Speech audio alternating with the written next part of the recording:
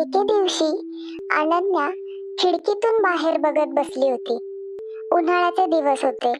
वातावरण खूप गरम होतं. ते पाहून अनन्याला एक प्रश्न पडला. अनन्या आईकडे धावत आली.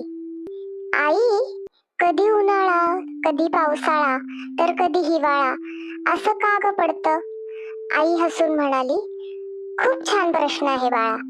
आपली पृथ्वी सूर्याभोवती फिरत असते. पृथ्वीला सूर्याभोवती एक फेरी पूर्ण करायला 365 दिवस लागतात. आई म्हणाली, पृथ्वी सरळ नाही, ती 23.5 अंशांनी झुकलेली आहे. ही झुकलेली स्थितीच ऋतू बदलण्याचं खऱ्या अर्थाने कारण आहे. जेव्हा पृथ्वीचा उत्तर भाग सूर्याकडे झुकतो तेव्हा सूर्यकिरण सरळ त्या भागावर पडतात.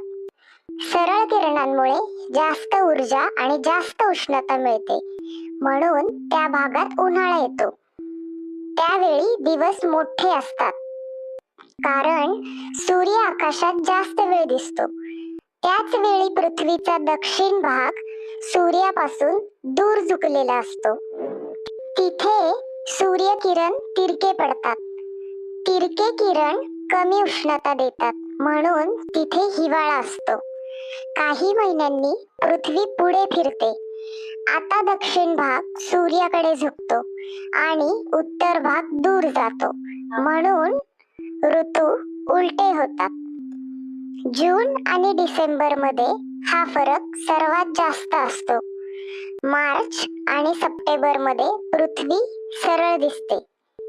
तेव्हा दिवस आणि रात्र जवळजवळ समानच असतात. याला इक्विनॉक्स, विषुव म्हणतात. अनन्या आश्चर्याने म्हणाली, म्हणजे सूर्य जवळ दूर जात नाही? आई म्हणाली, नाही बाळा. पृथ्वीची झुकलेली ऍक्सिस, पृथ्वीचा अक्ष आणि सूर्याभोवतीची फेरी यामुळेच ऋतू बदलतात.